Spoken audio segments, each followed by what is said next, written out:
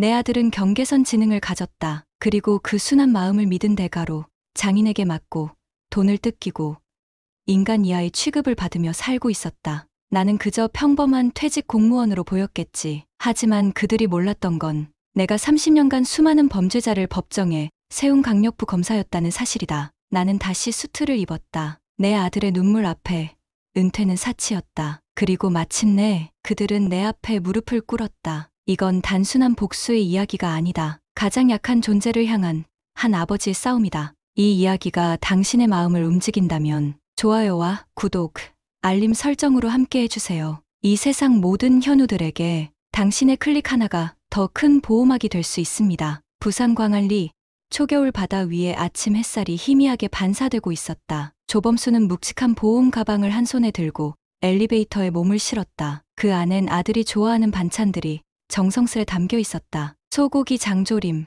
멸치볶음, 직접 담근 총각김치. 상추는 오늘 새벽 텃밭에서 따온 것이었다. 아들 조현우는 30이 가까운 나이지만 범수에게는 여전히 어리고 불안한 존재였다. 경계선 지능을 가진 현우는 겉보기엔 아무 문제 없어 보였지만 사회는 늘 그 아이를 다른 사람으로 취급하곤 했다. 현우와 연락이 끊긴 지 한 달째. 카톡은 읽고도 답이 없었고 전화를 하면 늘 통화 중이거나 받지 않았다. 오늘만큼은 무슨 일이 있어도 아들을 꼭 보고 가리라 결심하고 그는 아침 일찍 집을 나섰던 것이었다. 아들 부부가 사는 아파트는 대전의 조용한 신도시에 위치해 있었다. 현관 앞까지 왔을 때 그는 뒷주머니에 넣어둔 휴대폰이 없는 걸 깨달았다. 급히 돌아온 길, 문을 두드리기 전 안에서 들려오는 고성이 그의 발걸음을 얼어붙게 만들었다. 감히 어디서 대들어?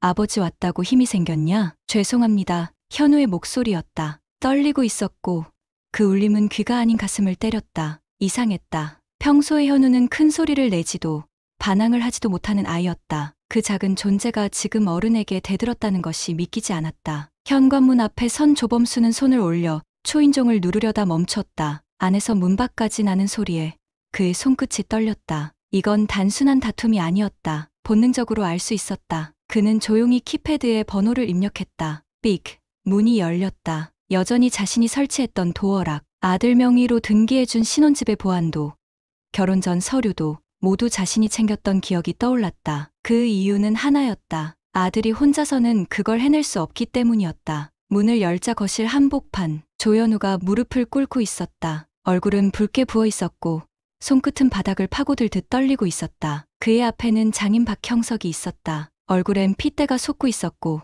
목소리는 마치 꾸짖음이 아닌 저주의 기세로 가득했다. 뒤편 주방에서는 며느리 박소희가 고개를 돌리고 서 있었다. 남편이 맡고 있는 장면을 보며 아무 말도 하지 않았다. 아니, 아무 감정도 보이지 않았다. 이 모자란 놈이 시키는 것도 못하더니 이젠 하다못해 아버지 운운하며 대들어? 유진 아니, 현우는 단지 말했을 뿐이었다. 죄송하지만 저녁 준비 끝나고 말씀드리면 안 될까요? 아버지 계실 땐 저한테도 예의 지키셨잖아요. 그 한마디가 따귀를 맞을 이유가 되었다는 것이다. 조범수는 말없이 아들을 향해 걸어갔다. 그의 존재를 이제서야 알아차린 박형석이 당황한 듯 말했다. 사돈, 가신 줄 알았는데요. 조범수는 대답하지 않았다. 그는 조용히 아들 앞에 무릎을 꿇었다. 그 손을 잡았다. 괜찮다. 아빠가 왔다. 그 말에 현우는 눈을 질끈 감았고 눈물은 입술을 타고 떨어졌다. 어떤 말도 필요 없었다. 지금은 그저 손을 잡는 것으로 충분했다. 하지만 그 순간 장인의 목소리가 다시 높아졌다. 사돈, 지금 감정적으로 나올 게 아니죠. 이건 훈육이었습니다. 모자란 애들은 강하게 말해줘야 합니다. 조범수는 천천히 시선을 들었다. 지금 뭐라 하셨습니까? 모자란 애라고요? 눈이 마주친 순간 박형석의 어깨가 움찔했다. 그리고 아무 말도 못한 채 멈춰 있었다. 이제 이 집에서 다시는 내 아들을 때리지 못할 겁니다. 그 말은 땅처럼 묵직하게 울렸다. 조범수는 아들의 어깨에 손을 얹고 천천히 일어섰다. 이제 우리 집으로 간다. 장면은 그렇게 얼어붙은 거실을 가로지르며 끝을 맺었다. 그러나 이건 시작이었다. 차창 밖으로 대전의 건조한 바람이 스쳤다. KTX 창가에 앉은 현우는 고개를 숙인 채 조용했다. 조범수는 아들의 옆자리에서 가만히 그의 손을 잡았다. 그 손은 여전히 떨리고 있었다. 하지만 말은 꺼내지 않았다. 감정은 억지로 묻어내는 게 아니라 흘러나올 때까지 기다려야 한다는 것을 그는 오래전부터 알고 있었다. 서울집에 도착한 것은 밤 8시를 넘긴 뒤였다. 현우는 식탁 위에 놓인 반찬들을 바라보다 조용히 방으로 들어갔고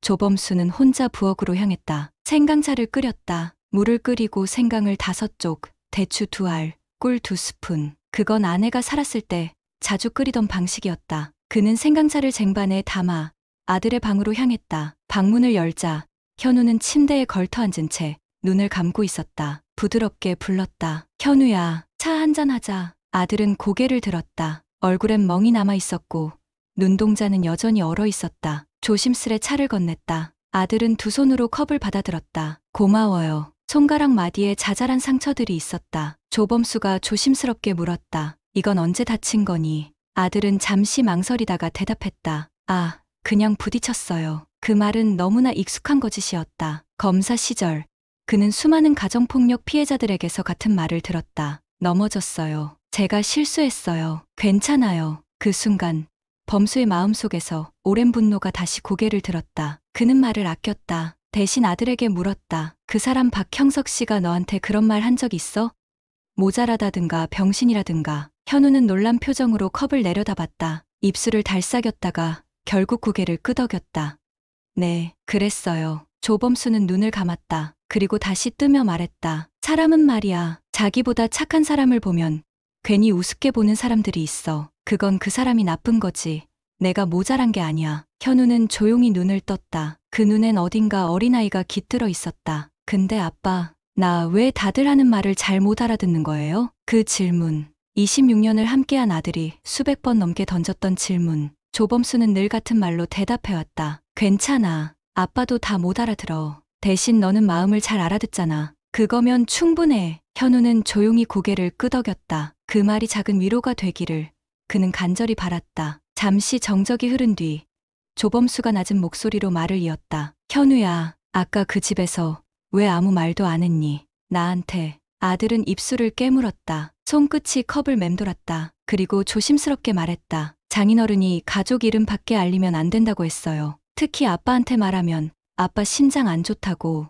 심장. 그 말에 조범수는 잠시 웃음이 나올 뻔했다. 젊은 시절 마라톤 풀코스를 3번 완주했던 자신이 심장이 약하다는 말을 들을 줄은 몰랐다. 또 뭐라 하셨니? 그냥 나중에 사업 잘 되면 다 갚아주겠다고 했어요. 대출도 괜찮다고. 그냥 내 이름만 빌려달라고. 그 말에서 그는 이미 많은 것을 읽었다. 대출, 착취, 조작된 서류, 그리고 그 모든 결정이 스스로 판단이 어려운 아들에게 몰려졌다는 사실. 가슴이 무너지는 소리가 들리는 듯했다. 현우야, 걱정하지 마. 아빠가 다 해결할게. 어떡해요? 돈도 많고 그 사람들은. 걱정하지 마. 법이 우리 편이야. 조범수는 자리에서 일어나 서재로 향했다. 오래된 서류 가방을 꺼냈다. 그 안엔 퇴직 당시 받았던 검찰 배지와 검사 시절의 수첩이 있었다. 손끝으로 천천히 그것을 쓸었다. 그는 혼잣말처럼 중얼거렸다. 이제 나도 다시 일할 때가 된 것 같구나. 새벽 4시, 조범수는 자연스럽게 눈을 떴다. 강력부 검사 시절, 사건 수사를 앞둔 날이면 늘 이 시간에 깨곤 했었다. 그는 천천히 몸을 일으켰다. 몸은 예전보다 무거웠지만 가슴 속의 기운만큼은 다시 뜨거워지고 있었다. 거울 앞에서 정장을 꺼내 입었다. 서랍에서 오랜만에 넥타이도 꺼냈다. 주름이 간 얼굴, 희끗희끗한 머리칼, 세월의 흔적은 고스란히 남아 있었지만 눈빛만은 달랐다. 현우를 위해 다시 싸워야 할 시간이 온 것이다. 거실로 나왔을 때 소파 구석에 웅크리고 있는 조현우가 눈에 들어왔다. 아빠 어디 가세요? 아들은 떨리는 목소리로 물었다. 그의 눈빛엔 두려움이 가득했다. 조범수는 다정하게 다가가 손을 얹었다. 증거를 모으러 가야지. 혼자 있기 무서워요. 그 말을 듣자 마음이 철렁 내려앉았다. 혼자 두는 것이 효율적이지만 이 상태로 아들을 집에 남겨둘 수는 없었다. 같이 갈래? 네, 근데 무서워요. 장인어른이 또. 걱정 마. 오늘은 너를 절대 혼자 두지 않을게. 서울역 아침 7시. 조범수와 현우는 KTX에 올랐다. 열차 안에서 현우는 끊임없이 주변을 살폈다. 누가 쫓아오는 것 같다는 듯 불안한 눈빛. 가끔은 혼잣말처럼 중얼거리기도 했다. 장인어른이 온다. 조범수는 현우의 손을 다시 잡았다. 괜찮아. 아빠가 지켜줄게. 그 말에 현우는 고개를 끄덕였지만 손끝은 여전히 떨리고 있었다. 대전역에 도착한 것은 오전 9시가 조금 넘은 시각이었다. 택시를 타고 빌라 근처에 내렸다. 조심스레 건물 입구를 살피던 중 멀리서 나오는 인물들이 보였다. 박형석, 그의 아내, 며느리 소희, 그리고 낯선 남자. 그는 조용히 물었다. 현우야, 저 남자 아는 사람인가? 네, 소희 누나 오빠예요. 우리 집에 같이 살았어요. 그 말에 조범수는 몸이 굳었다. 결혼한 부부의 집에 장인 가족이 들어와 살고 있었던 것이다. 그것도 아들의 공간을 침범한 채. 그들이 차를 타고 멀어지는 걸 확인한 뒤 조범수와 현우는 조심스레 빌라 안으로 들어섰다. 엘리베이터 앞에서 현우의 손이 심하게 떨리기 시작했다. 못 가겠어요. 무서워요. 거기 그 집이. 조범수는 아들을 바라보았다. 눈에 눈물이 고여 있었고 입술이 하얗게 질려 있었다. 그럼 내가 먼저 가볼까? 넌 여기 있어도 돼. 아빠만 가면 더 무서워요. 현우는 그의 팔을 움켜쥐었다. 작은 손에 힘이 잔뜩 들어가 있었다. 결국 함께 올라가기로 했다. 현관 앞에서 현우는 비밀번호를 누르려다 3번이나 틀렸다. 손이 떨려 키패드가 제대로 눌러지지 않았다. 4번째 시도에서야 문이 열렸다. 문이 열리자마자 차가운 공기와 함께 기억의 폭풍이 밀려들었다. 아들은 숨을 멈추고 그대로 굳었다. 괜찮아. 들어가자. 하지만 현우는 대답 대신 그대로 무릎을 꿇더니 갑자기 구토를 시작했다. 조범수는 재빨리 등을 쓸어주며 다독였다. 괜찮다. 아빠가 있잖아. 괜찮아. 집안은 놀랍도록 깨끗했다. 마치 모델하우스처럼 정돈된 거실. 하지만 그 깔끔함이 오히려 더 섬뜩했다. 인간의 흔적보다는 전시된 물건들 같았다. 현우야, 내 물건들은 다 어디 있니? 작은 방에 있어요. 그가 가리킨 작은 방 문을 열자 마치 쓰레기처럼 쌓여있는 물건들, 옷, 책, 사진, 심지어 결혼 앨범까지. 조범수는 할 말을 잃었다. 이건 너의 존재를 아예 없애려는 거였구나. 그는 혼잣말처럼 중얼거렸다. 거실 구석, 작은 책상 위에 놓인 컴퓨터를 발견했다. CCTV 확인 앱을 열기 위해 비밀번호를 묻자 현우는 힘겹게 대답했다. 제 생일이요. 97만 218점. 항상 그걸로 해놨어요. 조범수는 앱을 열었고 영상 목록이 떴다. 마지막 영상은 어제 저녁. 그런데 그때였다. 도어락 비밀번호 누르는 소리. 삐삐, 삐삐. 누군가 돌아오고 있었다. 문틈 사이로 들리는 도어락 음성이 거실을 울렸다. 삐삐, 삐삐. 누군가가 비밀번호를 누르고 있었다. 조범수는 반사적으로 컴퓨터 화면을 껐다. 손등으로 마우스를 쓸어 USB를 꽂고 영상 일부를 복사하기 시작했다. 시간은 없다. 전체를 담을 수는 없다. 일단 어제 영상부터. 조현우는 아무 말도 하지 못한 채 그대로 얼어붙었다. 얼굴이 창백해졌고 몸은 바들바들 떨리고 있었다. 그의 눈은 현관 쪽을 향해 고정된 채였다. 아빠 어떡해요? 괜찮아. 아무 일 없을 거야. 숨을 곳만 찾자. 조범수는 주변을 급히 살폈다. 현관 옆 작은 방, 그 창문, 비상계단이 연결되어 있었다. 그는 그쪽으로 다가가 창문을 조심스럽게 열었다. 현우야, 저기로 나가자.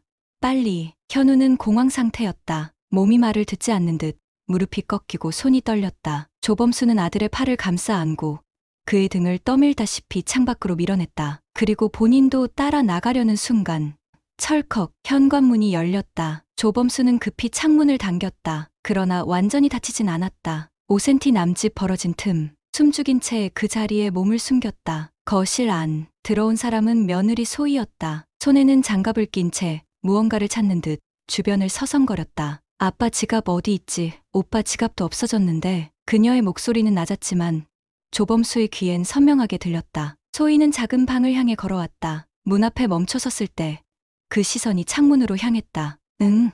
창문이 왜 열려 있지? 조범수는 손등에 땀이 맺혔다. 그는 유진의 어깨를 꼭 끌어안았다. 움직이지 마. 소희는 천천히 창문 앞으로 다가왔다. 손을 뻗는 듯한 움직임. 그 순간 조범수는 아들을 데리고 비상계단을 한층 더 내려갔다. 삐걱거리는 철제 발판이 귓가를 찔렀다. 현우는 발을 헛디디며 거의 끌려가다시피 내려왔다. 눈동자는 산만했고 호흡은 가빴다. 조금 후 창문이 닫히는 소리가 들렸다. 현우야, 됐어. 나가자. 그제야 현우는 숨을 헐떡이며 고개를 끄덕였다. 빌라 밖으로 빠져나온 순간 그 자리에 주저앉았다. 아빠, 죄송해요. 제가 너무 겁쟁이라서. 아니야. 그건 당연한 거야. 정상적인 반응이야. 조범수는 아들의 어깨를 감싸며 천천히 일어섰다. 주머니 속 USB를 확인했다. 손가락이 미세하게 떨렸지만 그 안에 담긴 몇 개의 영상이 머릿속에서 생생하게 재생되고 있었다. 다시 서울로 향하는 KTX 열차 안. 현우는 지쳐 잠이 들었다. 조범수는 조심스럽게 노트북을 열었다.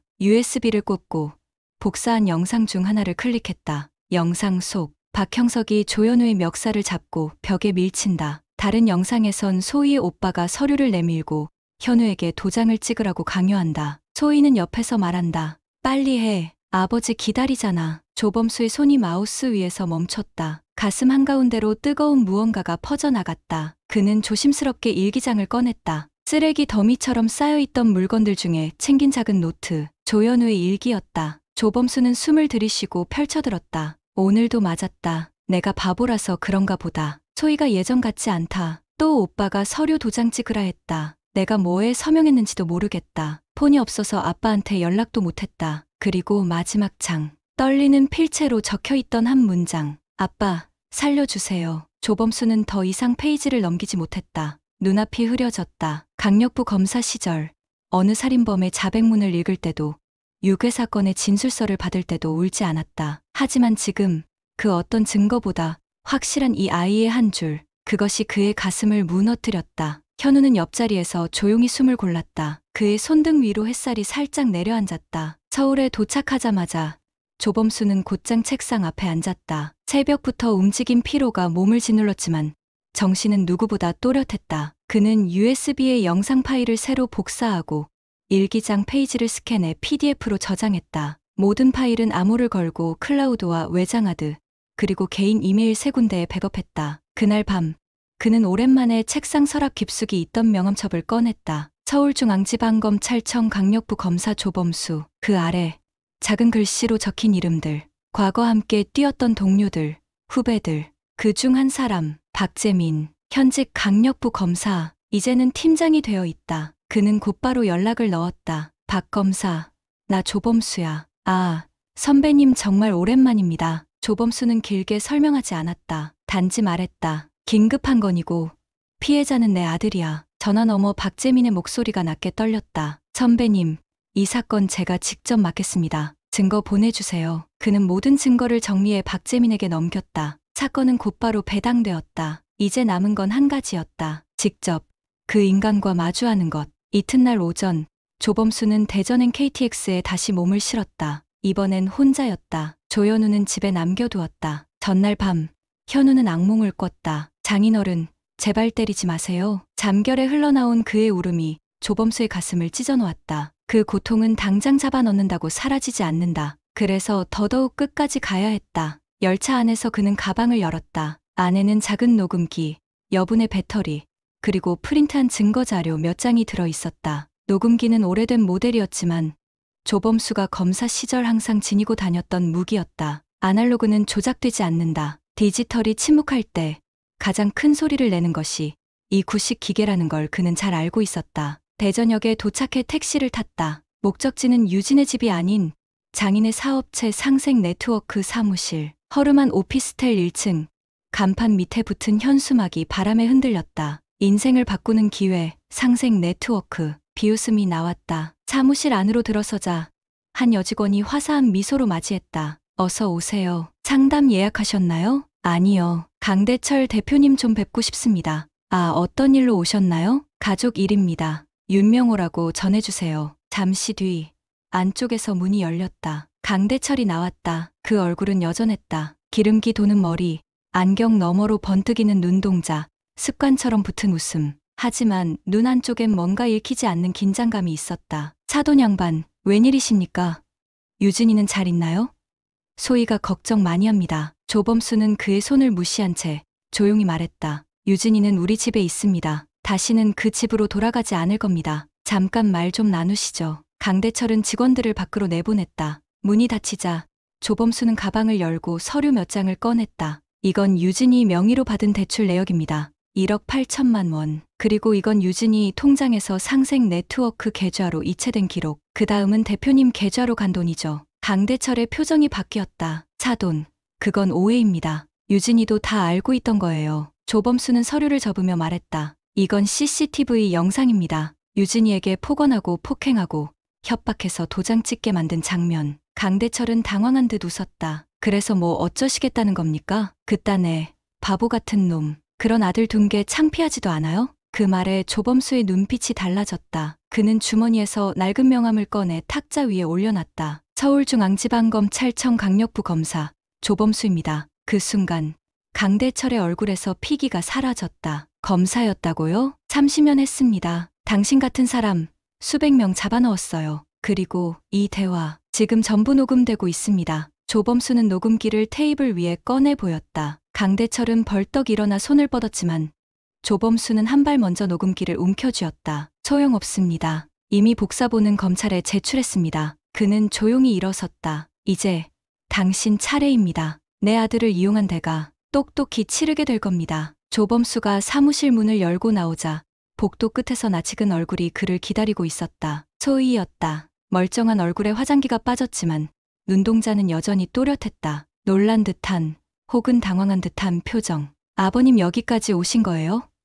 유진 오빠는 괜찮은가요? 그 짧은 문장에서 조범수는 여러 가지 감정을 읽어냈다. 죄책감, 방어심, 혹은 아직도 상황 파악을 하지 못한 듯한 그 표정. 조범수는 발걸음을 멈추고 그녀를 마주했다. 내 아버지와 이야기 좀 하고 나왔어. 너도 각오해야 할 거다. 소희의 얼굴이 하얗게 질렸다. 공범으로 조사받게 될 거다. 아니에요, 아버님. 전 그냥 아빠가 화내니까 무서워서 그랬던 거예요. 정말 유진 오빠 괴롭히려던 건 아니었어요. 그 말에 조범수는 잠시 멈칫했다. 그러나 이내 눈빛을 가다듬었다. 너는 말이지. 옆에서 지켜만 봤어. 때리는 사람보다 그걸 말리지 않는 사람이 더 무섭다는 걸 알아? 그건 방조가 아니라 동조야. 소희는 아무 말도 하지 못했다. 고개만 푹 숙였다. 그 모습이 연기인지 진심인지 조범수는 더 이상 판단하지 않기로 했다. 내가 진짜 유진이를 사랑했던 적이 단 한순간이라도 있다면 지금부터라도 그 죗값을 진심으로 갚아. 피해자인 척하지 말고. 조범수는 말없이 복도를 지나 사무실을 나섰다. 차가운 겨울바람이 그의 얼굴을 스쳤다. 주머니 속명함과 녹음기의 온기만이 그를 붙잡고 있었다. 서울로 돌아온 밤 아들은 거실 소파에 앉아 있었다. 조범수가 문을 열고 들어오자 그는 자리에서 벌떡 일어났다. 아빠, 괜찮으세요? 괜찮다. 다 끝났어. 이젠 법이 움직일 거야. 조범수는 가방을 내려놓고 식탁에 앉았다. 오랜만에 마신 생수 한 컵이 속을 적셨다. 하지만 가슴은 여전히 마르지 않은 듯한 느낌이었다. 다음 날 아침 검찰에서 공식적으로 연락이 왔다. 강대철, 소희, 그리고 그녀의 오빠 전원에 대해 긴급 체포 영장이 발부되었다. 혐의는 사기, 폭행, 강요, 지적 취약자 대상 경제 착취. 이 사건은 곧바로 언론에 보도되었다. 경계선 지능 아들 사위 삼아 재산 편취, 장인 일가 검거. 아버지의 추적 피해자는 자신의 아들이었다. 인터뷰 요청이 빗발쳤지만 조범수는 단 한 곳에도 응하지 않았다. 그는 그저 조용히 책상에 앉아 아들의 일기장을 다시 펼쳤다. 아빠, 살려주세요. 이 한 문장 앞에서 그 어떤 박수도 찬사도 의미 없었다. 며칠 뒤 박재민 검사가 집으로 찾아왔다. 선배님, 대단하십니다. 다단계 회사 전체가 무너졌습니다. 지금 피해자들이 줄줄이 고소장을 내고 있어요. 그래, 다행이군. 그리고 한 가지 더요. 보건복지부와 국회 쪽에서 연락이 왔습니다. 이번 사건을 계기로 경계선지능보호법 입법을 추진해보고 싶다는데 선배님이 도와주실 수 있을까요? 조범수는 그 말에 조용히 고개를 끄덕였다. 잠시 침묵이 흘렀고 박재민이 조심스럽게 말했다. 그리고 아드님은 괜찮아지셨나요? 조범수는 창밖을 바라보며 대답했다. 아직은 아니야. 하지만 이젠 시작할 수 있게 됐어. 회복이든 삶이든. 겨울의 끝자락, 서울 외곽에 위치한 조용한 마을. 흙길 위에 눈이 살짝 덮였다. 조범수는 작은 트럭에 상추 모종과 괭이 하나를 실은 채 마당으로 들어섰다. 새로 이사 온 집은 마당이 있는 단독주택이었다. 아들과 함께 고른 집, 도시의 번잡함을 벗어나기 위해 선택한 공간이었다. 아들은 아직 외출은 어려워했지만 마당 구석에 작은 의자를 놓고 벼틀 쬐는 것을 좋아했다. 그날도 아들은 조용히 앉아 있었다. 무릎 위엔 고양이 한 마리가 앉아 있었고 손에는 나무로 깎은 조각이 들려 있었다. 조범수가 다가가며 말을 건넸다. 현우야, 오늘은 열무랑 부추도 심을 거야. 현우는 조용히 고개를 끄덕였다. 아빠, 나도 도와드릴까요? 그 목소리는 한 달 전보다 한층 부드러워졌다. 그래, 같이 해보자. 흙이 손에 묻는 게 처음엔 낯설지만 곧 기분 좋아질 거야. 그들은 작은 모종삽을 들고 흙을 파고 물을 주며 한 줄씩 채소를 심기 시작했다. 햇살은 따뜻했고 공기는 조용했다. 누구도 쫓아오지 않고 누구도 그들을 판단하지 않는 곳. 심리 상담도 일주일에 한 번씩 다녔다. 처음엔 말도 못 꺼내던 현우는 이제는 상담사 앞에서 눈을 마주치고 짧게나마 대답할 수 있게 됐다. 윤 선생님, 조현우 씨는 놀라운 회복 속도를 보이고 있어요. 물론 완치는 아니지만 일상 기능은 점차 돌아오고 있습니다. 무엇보다 안정감 있는 환경이 가장 큰 힘이에요. 조범수는 상담사의 말을 곱씹었다. 안정된 환경. 그는 매일 밥을 짓고 반찬을 나르고 매일 잘 자라는 말을 건넸다. 검사였던 시절보다 훨씬 규칙적인 삶. 그 안에서 아들과 다시 가족이 되어가고 있었다. 그날 밤, 현우는 불쑥 아버지 방 문을 열었다. 아빠. 왜? 아빠.